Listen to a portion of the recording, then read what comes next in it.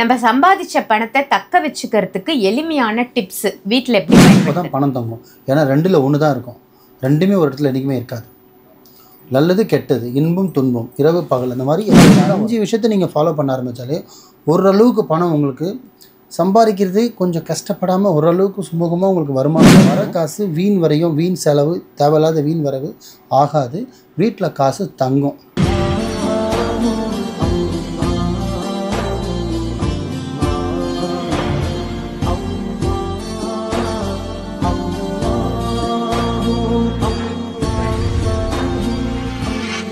மர்ஜின் நேயர்கள் அனைவருக்கும் அன்பான வணக்கங்கள். புழல் காவாங்கரை எம்எம் டவர்ஸ்ல இருக்கக்கூடிய மாலிக் பாய் அவர்களை தான் சந்திக்க வந்திருக்கோம். வணக்கம் பாய். வணக்கம்மா. பாய், இன்னைக்கான டாபிக் பணம் தக்க வச்சுக்கிறதுக்கு, பணம் சம்பாதிக்க நிறைய வழிகள் நீங்க சொல்லி கொடுத்துருக்கீங்க, நிறைய பரிகார முறைகளும் சொன்னீங்க. நம்ம சம்பாதிச்ச பணத்தை தக்க வச்சுக்கிறதுக்கு எளிமையான டிப்ஸ் வீட்டில் எப்படி பயன்படுத்துறது? நல்லா கேட்டீங்க. ஆக்சுவலி சம்பாதிக்கிற பணம்ன்ற விஷயம் நம்ம கையில் தக்க வச்சுக்கணும், வீட்டில் தங்கணும். வீட்டில் என்ன சொல்கிறது, கோடி கோடியாக இல்லைனாலும் லட்சமாக இல்லைனாலும் சம்பாதிக்கிற காசு கொஞ்சமாவது வீட்டில் தங்கணும்னா அந்த வீட்டில் தரித்திரன்ற விஷயம் முதல்ல வீட்டில் தங்கக்கூடாது. அப்போ தான் பணம் தங்கும். ஏன்னா ரெண்டில் ஒன்று தான் இருக்கும். ரெண்டுமே ஒரு இடத்துல என்றைக்குமே இருக்காது. நல்லது கெட்டது, இன்பம் துன்பம், இரவு பகல், அந்த மாதிரி ஏன்னா ஒன்று தான் வரும். ஒன்று மறைஞ்சால் தான் ஒன்று வரும். அந்த மாதிரி தரித்திரம் வெளியில் போனால் தான் சுபக்ஷம், தெய்வன்ற ஒன்று உள்ளே வரும். தெய்வம் உள்ளே வந்தால் தான் வருமானன்றது ஒன்று பெருகும். இதுதான் உண்மை. பர்க்கத், எங்களில் பர்க்கத்னு சொல்லுவாங்க. வீடு தரித்திரமாக இருந்ததுன்னா பர்க்கத் வராது. பர்க்கத் தான் லக்ஷ்மின்ற ஒரு விஷயமே வராது. அதனால் வீடு முடிஞ்ச அளவுக்கு பார்த்திங்கன்னா எப்படி வச்சுக்கணும்னு கேட்டிங்கன்னா, முதல் விஷயம் 6 மணிக்கு மேலே வீட்டில் பார்த்திங்கன்னா வாசலில், அது அப்பார்ட்மெண்ட்டாக இருக்கட்டும், வாடகை வீடாக இருக்கட்டும், இல்லை சொந்த வீடாக இருக்கட்டும், வாசலில் விளக்கில் என்ன சொல்கிறது, லைட்டுன்னு ஒன்று எரியணும். வாசலில் எப்போவுமே வெளிச்சமாக இருக்கணும். ஞாபகம் வச்சுக்க வார்த்தை. 5-6 விஷயம் சொல்கிறேன். 1. 2வது, வீட்டுக்குள்ளே பார்த்திங்கன்னா கம்பல்சரி வீடு பார்த்திங்கன்னா நீங்கள் எந்த கலர் வேணால் அடிச்சுட்டு போங்க.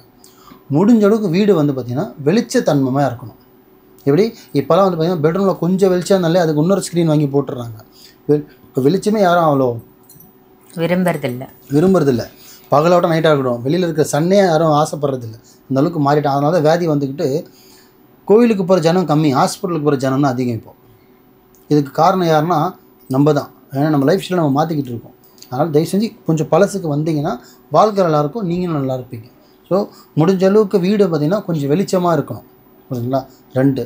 3வது விஷயம்னு பார்த்திங்கன்னா, வீட்டில் என்ன வாங்கி வைக்கலான்னு கேட்டிங்கன்னா ஒரு 3 விஷயம் சொல்லலாம். இந்த 2ல் 3வது என்னென்னா, வீட்டுக்கு வாசல், சொந்த வீடாக இருந்தால் வாசலில் கம்பல்சரி மணி பிளான்ட் வளங்க. வாசல் இடம் இல்லையா, மொட்டை மாடியில் வளருங்க. 2. இல்லை வாடகை வீட்டில் இருக்கேன், ஒரு கண்ணாடி பால் வாங்கி மணி பிளான்ட் வளர்க்கலாம். வருதுங்களா? வீட்டுக்கு உள்ளேயும் வளர்க்கலாம். ஆனால் மணி பிளான்ட்டுக்கு தன்மை எப்படி தெரியுங்களா, வெளியில் இருந்தால் தான் வரணும் இல்லை, பெட்ரூம்குள்ளே நீங்கள் சின்ன பீஸ் வச்சா கூட வரும். ஆனால் அதில் ஒரு ஹைலைட் என்னென்னா, அந்த மணி பிளான்ட்டை தயவு செஞ்சு நீங்கள் காசு கொடுத்து வாங்கக்கூடாது.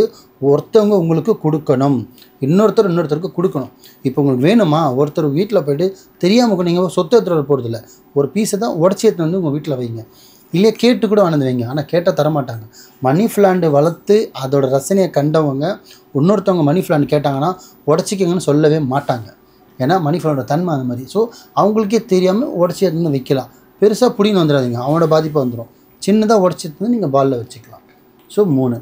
4வது விஷயம் என்னென்னு கேட்டிங்கன்னா, ஸ்படிகம்னு சொல்லுவாங்க. குட்டியோண்டு வாங்கக்கூடாது. நல்லா ஒரு சைஸ், கைக்கு ஒரு அளவுக்கு பிடிக்கிற மாதிரி ஒரு சைஸ் வாங்கி அது வீட்டோட அது முக்கியமாக இது யார் வாங்கணும்னு கேட்டிங்கன்னா, வீட்டில் யார் சம்பாதிக்கிறாங்களோ, யார் பிஸ்னஸ் பண்ணுறாங்களோ, யார் கையில் வருமானம் வரணுமோ, யார் கையில் காசு தங்கணுமோ அவங்க அந்த ஸ்படிகத்தை வாங்கணும். வாங்கி ஒரு சின்ன பீஸால் கைக்கு அளவுக்கு வாங்கி அதை சுத்தமாக சுத்தமான ஒரு புது துணியில் சுற்றி என்ன பண்ணால் பெட்ரூமில் வைக்கக்கூடாது.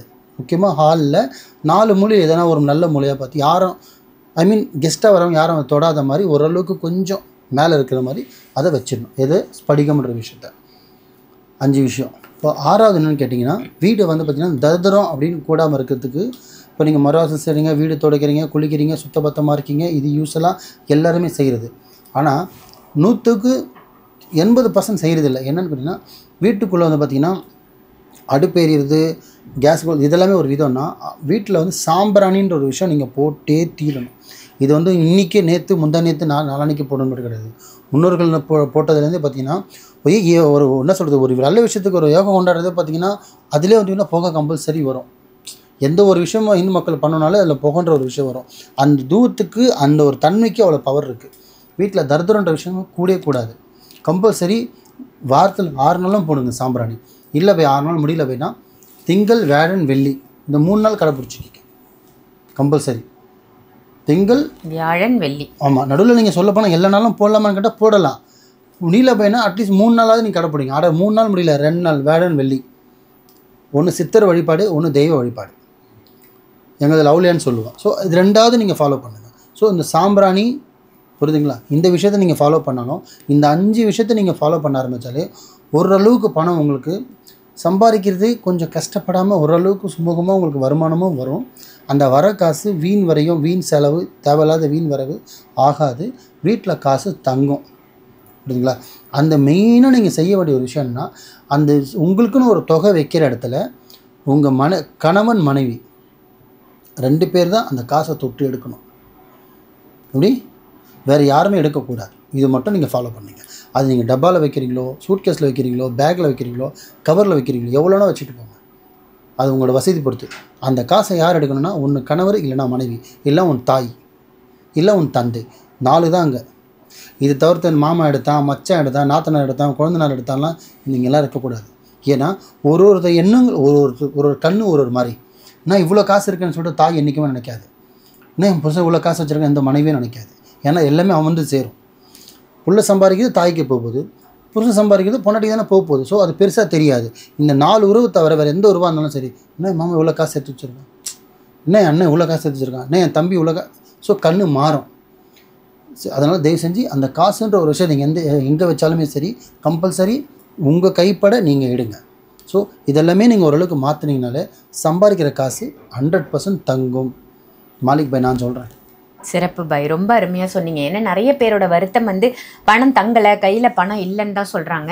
நீங்கள் சொல்கிற இந்த வழிமுறைகளை பின்பற்றி எல்லாருக்கும் பணம் தங்கணும் அப்படின்னு கேட்டுக்கிறேன். நல்ல அற்புதமான பதிவாக கொடுத்தீங்க. நன்றி. நன்றிம்மா.